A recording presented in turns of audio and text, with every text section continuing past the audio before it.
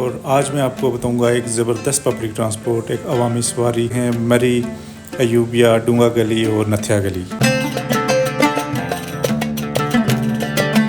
اور اگر سیٹس کے درمیان میں لیگ سپیس کی بات کریں تو یہ ایک سستی سواری ہے۔ اگر آپ مظفر آباد، مری، کیل یا شاردہ کی طرف سفر کرنا چاہتے ہیں، میں نے نوٹس کیا ہے کہ یہ کوسٹر اپنے مقررہ وقت کے مطابق چل رہی ہے، جو کہ پبلک ٹرانسپورٹ میں واقعی ایک خوشائند بات ہے۔ ایسا لگتا ہے جیسے بارش کسی بھی لمحے برسنے کو تیار ہے۔ ان سبز پہاڑوں کے بیچ میں چھوٹے چھوٹے گاؤں چھپے ہوئے دکھائی دیتے ہیں کہ اگر کوئی گاڑی پھسل جائے یا ڈرائیور کا کنٹرول ختم ہو جائے۔ موسم کافی ٹھنڈا اور خوشگوار ہو چکا ہے اور الحمدللہ یہاں سانی بینک پہنچے ہیں تو ٹائم ہوا ہے۔ یہ ہے پنجاب کا آخری بازار۔ یہ بازار دو صوبوں کے سنگم پر واقع ہے۔ آنکھوں کو خیرہ کرنے والے یہ مناظر ہیں خیرہ گلی کے۔ خوبصورت تبدیلی کا مشاہدہ ہوا ہے۔ دیودار کے درخت نہ صرف ظاہری طور پر زیادہ بلند و بالا اور گھنے ہوتے ہیں، یہ سب اپنی اپنی جگہ پر خوبصورت ہیں، مگر ان سب میں جو سب سے بلند مقام ہے وہ ہے کہ وہ خواتین و حضرات جو اپنی ذاتی گاڑی کے بغیر مری، ڈونگا گلی، نتھیا گلی یا ایوبیہ کا سفر کرنا چاہتے ہیں۔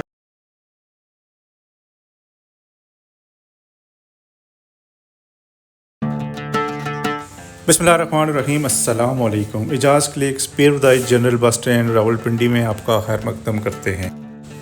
تو بھائی صاحب، اس وقت میں موجود ہوں بس اسٹینڈ نمبر 17 پر، اور آج میں آپ کو بتاؤں گا ایک زبردست پبلک ٹرانسپورٹ، ایک عوامی سواری جس کے ذریعے آپ جا سکتے ہیں مری، ایوبیہ، ڈونگا گلی اور نتھیا گلی۔ تو یہ ہے وہ سامنے کوسٹر جس پر آپ کو ایک آرام دہ سفر ملے گا۔ تو دوستو، یہ کوسٹر پیر بدائی راولپنڈی سے صبح 6:05، فیض آباد سے صبح 6:40 اور باراکو سے صبح 7:05 پہ روانہ ہوتی ہے۔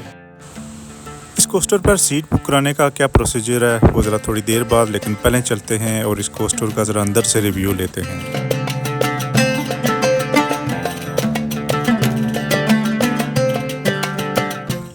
تو جناب، میں آ گیا ہوں اب اس کوسٹر کے اندر۔ آپ دیکھ سکتے ہیں کوسٹر کی سیٹس بالکل نئی تو نہیں ہیں، لیکن کوئی بہت زیادہ پرانی بھی نہیں ہے، مطلب یہ کہ بیٹھنے کے قابل ہیں۔ اور اگر سیٹس کے درمیان میں لیگ سپیس کی بات کریں تو کوئی بہت زیادہ کشادہ نہیں ہے، یعنی لمبے قد والے مسافروں کو تھوڑا سا جو ہے نا پرابلم کا سامنا کرنا پڑ سکتا ہے۔ بہرحال سفر ہم نے اس پہ 3-3.5 گھنٹے ہی کرنا ہے، تو میرے خیال سے اس لحاظ سے یہ ایک سستی سواری ہے۔ ہم اس وقت موجود ہیں راولپنڈی کے مشہور علاقے فیض آباد میں، اور میرے بالکل سامنے ہے فیصل موورز کا مصروف ٹرانسپورٹ اڈا۔ یہاں سے روزانہ کئی گاڑیاں پاکستان کے مختلف شہروں کی طرف جاتی ہیں۔ فیصل موورز کے ساتھ ہی واقع ہے راولپنڈی کا ایک مشہور اور پرانا ٹرانسپورٹ نیٹ ورک راجہ ٹرانسپورٹ۔ یہاں سے آپ کو خاص طور پر آزاد کشمیر کے مختلف علاقوں کے لیے گاڑیاں آسانی سے دستیاب ہوتی ہیں۔ اگر آپ مظفر آباد، مری، کیل یا شاردہ کی طرف سفر کرنا چاہتے ہیں تو راجہ ٹرانسپورٹ آپ کا ایک قابل اعتماد ذریعہ ہے۔ یہاں آپ کو مختلف روٹس پر جانے والی گاڑیاں کھڑی ملیں گی۔ تو دوستو، سفر کے اس حصے میں ہم پہنچے ہیں باراکو۔ تو میں آپ کو بتاتا چلوں کہ اب تک کا تجزیہ کافی خوشگوار رہا ہے۔ میں نے نوٹس کیا ہے کہ یہ کوسٹر اپنے مقررہ وقت کے مطابق چل رہی ہے، یعنی ایک دم پنکچول ہے۔ یعنی یہاں پہ سے باراکو سے اس کی روانگی کا ٹائم تھا 7:05، اور ابھی 7 بجنے والے ہیں اور ہم پہنچ گئے ہیں باراکو، اور ہوپ فلی 7:05 پہ یہاں سے روانہ ہو جائے گی۔ تو اب تک کے سفر میں کسی غیر ضروری تاخیر کا سامنا نہیں ہوا، جو کہ پبلک ٹرانسپورٹ میں واقعی ایک خوشائند بات ہے۔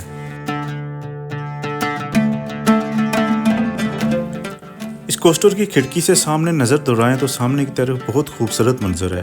دور تک پھیلے ہوئے سبزہ زار گھنے درخت اور ان کے پیچھے پہاڑوں کی قطاریں نظر آ رہی ہیں۔ اس سب کے اوپر چھائے ہوئے بادلوں نے تو جیسے قدرتی حسن پر پردہ سا ڈال دیا ہو۔ اچھا، ایک بات آپ سے شیئر کرنی تھی کہ راستے میں سفر کے دوران میں نے ایک چیز بڑی دلچسپ دیکھی۔ جگہ جگہ جنگلی زیتون کے درخت موجود ہیں، جنہیں وائلڈ اولیو ٹریز بھی کہا جاتا ہے۔ اب اگر ان درختوں پر گرافٹنگ کر دی جائے، یعنی ان پر اصلی زیتون کی کلم لگا دی جائے، تو یہ نہایت قیمتی زیتون کے باغات میں بدل سکتے ہیں، ورنہ ان کے جو موجودہ جنگلی پھل ہیں جو ان کے ابھی فروٹنگ پہ ہیں، تو وہ بھی ضائع ہونے والے نہیں۔ ان کا استعمال ویلیو ایڈوکیشن پروڈکٹس میں کیا جا سکتا ہے، جیسا کہ قدرتی تیل، جڑی بوٹیوں کی دوائیں یا دیگر دیسی مصنوعات۔ یعنی اگر دیکھا جائے تو قدرت کا خزانہ بس سڑک کنارے بکھرا پڑا ہے، ہمیں نظر شناسی کی ضرورت ہے۔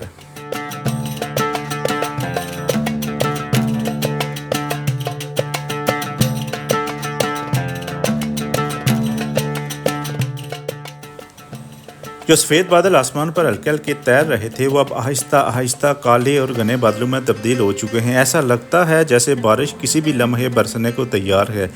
اور اگر آپ دور افق کی طرف نظر دوڑائیں تو ان سبز پہاڑوں کے بیچ میں چھوٹے چھوٹے گاؤں چھپے ہوئے دکھائی دیتے ہیں، کہیں ایک چھت تو کہیں چولہے سے اڑتا ہوا دھواں۔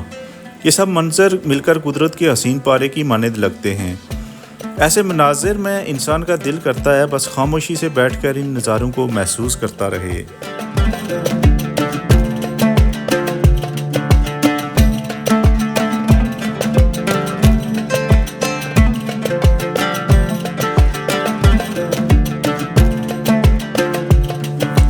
خواتین حضرات، ہم اس وقت مری کی چڑھائی چڑھ رہے ہیں اور جیسا کہ آپ دیکھ سکتے ہیں کہ یہ ایک پہاڑی علاقہ ہے جہاں سڑک ایک طرف سے بالکل کھائی کی طرف جاتی ہے، اس لیے یہاں روڈ سائڈ پر لوہے کی حفاظتی باڑ یا یوں کہیے کہ ایک مضبوط جنگلہ لگایا گیا ہے سیفٹی کے لیے، تاکہ اگر کوئی گاڑی پھسل جائے یا ڈرائیور کا کنٹرول ختم ہو جائے تو یہ جنگلہ گاڑی کو کھائی میں گرنے سے بچا سکے۔ یہ ایک نہایت ضروری اور زندگی بچانے والا اقدام ہے، خاص طور پر ان علاقوں میں جہاں بارش، دھند یا برف باری کے باعث سڑکیں پھسلن کا شکار ہو جاتی ہیں۔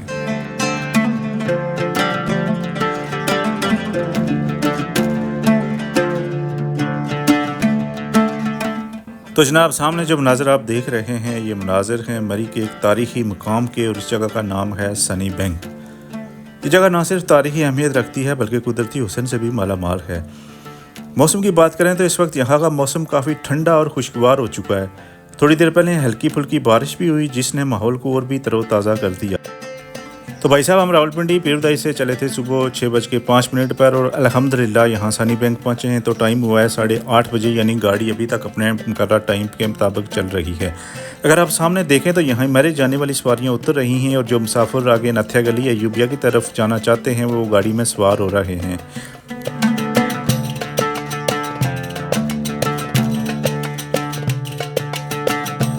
ویورز، اب ہم داخل ہو رہے ہیں ایک خوبصورت مقام کل ڈنا میں۔ یہاں سے اب ہم کشمیر روڈ کو چھوڑ کر ایبٹ آباد روڈ کی طرف مڑیں گے، کیونکہ ہم سوار ہیں جس کوسٹر میں وہ جا رہی ہے نتھیا گلی سائڈ پہ، اور نتھیا گلی واقع ہے ایبٹ آباد روڈ پر۔ تو کل ڈنا وہ مقام ہے جہاں راستے الگ ہو جاتے ہیں، ایک طرف مظفر آباد کی وادیاں اور دوسری طرف گلیات کی بلخاتی راہیں، اور ہم چل نکلے ہیں ان سبز پہاڑوں کی جانب جہاں ہمیں ملے گا نتھیا گلی کا ٹھنڈا موسم اور خوبصورت مناظر۔ اور یہ ہم ہیں اور یہ ہماری سواری ہو رہی ہے اس کوسٹر میں، جو کہ اس وقت اندر سے کھچا کھچ بھری ہوئی ہے۔ یہ ہیں کچھ مناظر باہر کی اور کچھ چلکیاں اندر کی، جہاں مسافروں کا رش ہے بلکہ ہلکی ہلکی چہل پہل ہے، اور ہر چہرہ جیسے کسی نئی منزل کی امید لیے بیٹھا ہے۔ یہ جو منظر اس وقت ہمارے سامنے ہے یہ ہے پنجاب کا آخری بازار، باڑیاں بازار۔ یہ وہ مقام ہے جہاں پنجاب اور خیبر پختونخوا آپس میں ملتے ہیں، یعنی ایک طرح سے یہ بازار دو صوبوں کے سنگم پر واقع ہے۔ یہاں کے مقامی لوگوں کے لیے یہ صرف ایک بازار نہیں بلکہ ایک کمرشل سینٹر یعنی تجارتی مرکز ہے، ایسا مرکز جو قریبی دیہات اور پہاڑی علاقوں کے لوگوں کی بنیادی ضروریات کو پورا کرتا ہے۔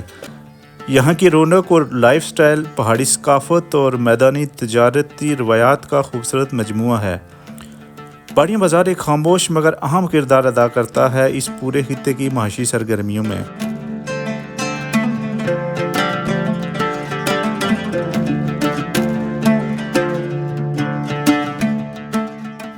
ہم نہ صرف یہ کہ باڑیاں بازار سے نکل چکے ہیں بلکہ صوبہ پنجاب کو بھی چھوڑ چکے ہیں، اور ہمارا سفر مزید بلندیوں کی طرف جاری ہے۔ سڑکیں مزید بلک کھاتی جا رہی ہیں اور ہوا میں ٹھنڈک کافی بڑھ چکی ہے۔ آنکھوں کو خیرہ کرنے والے یہ مناظر ہیں خیرہ گلی کے، جہاں ہم خیر خیریت سے پہنچ چکے ہیں۔ خیرہ گلی کا یہ بازار پہاڑ کی چڑھائی پر واقع ایک چھوٹا سا مگر اہم مقام ہے۔ تو بھائی صاحب، سفر کرتے ہوئے خوبصورت تبدیلی کا مشاہدہ ہوا ہے۔ مری تک روڈ سائڈ پر چیڑ کے درخت ہمیں خوش آمدید کہہ رہے تھے، لیکن جیسے جیسے ہم بلندیر کی طرف بڑھ رہے ہیں اب چیڑ کی جگہ لے لی ہے دیودار کے گھنے شاندار درختوں نے۔ دیودار کے درخت نہ صرف ظاہری طور پر زیادہ بلند و بالا اور گھنے ہوتے ہیں بلکہ یہ اس بات کی علامت بھی ہیں کہ ہم مزید بلندی، ٹھنڈے موسم اور گھنے جنگلات کی حدود میں داخل ہو چکے ہیں۔ دوستو، گلیات کی جتنی بھی گلیاں ہیں، چاہے وہ کوزہ گلی ہو، گوڑا گلی ہو، ڈونگا گلی ہو، पौंसरा गली हो या फिर नथिया गली, ये सब अपनी अपनी जगह पर खूबसूरत हैं, मगर इन सब में जो सबसे बुलंद मुकाम है वो है चोंगला गली। हम इस वक्त गुजर रहे हैं चोंगला गली से, जो कि सतह समंदर से 2800 मीटर बुलंद है, यानी वाकई ये एक फलक बोस मुकाम है। आमतौर पर बर्फ़बारी के बाद कुछ दिनों में मुख्तलिफ मुकामात पर बर्फ़ पिघल जाती है, मगर ये जो मुकाम हमारे सामने है, यहाँ का माहौल, बुलंदी और सायेदार जंगलात कुछ ऐसे हैं कि यहाँ बर्फ़ सबसे आखिर में पिघलती है। यानी अगर आप देर से आने वाले सयाह हैं और बाकी जगहों से बर्फ़ ख़त्म हो चुकी है, तब यहाँ आकर आपको सफ़ेद चादर में लिपटा हुआ मंजर ज़रूर देखने को मिलेगा। यहाँ चंद अच्छे और आरामदेह होटल्स भी मौजूद हैं, जहाँ आप न सिर्फ क़याम कर सकते हैं बल्कि इस पूरे इलाके के हसीन मनाज़र और ठंडे मौसम को भरपूर तरीके से इंजॉय भी कर सकते हैं। चूँकि मेरा प्रोग्राम अयूबिया जाने का है, तो मैं आगे जाके कूज़ा गली के मुकाम पर इस कोस्टर से उतर जाऊँगा, जहाँ से एक छोटा सा खूबसूरत रास्ता अयूबिया की तरफ ले जाता है।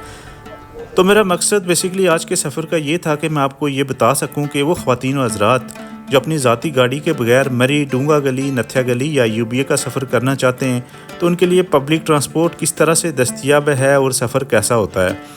व्लॉग में आपने सफ़र के दौरान रास्ते, मनाज़िर, स्टॉप्स और सहूलियात को देखा, और जैसा कि आपको नज़र आ रहा है स्क्रीन पर दिया गया नंबर, आप इस नंबर पर रब्ता करके अपनी सीट पहले से बुक भी करा सकते हैं।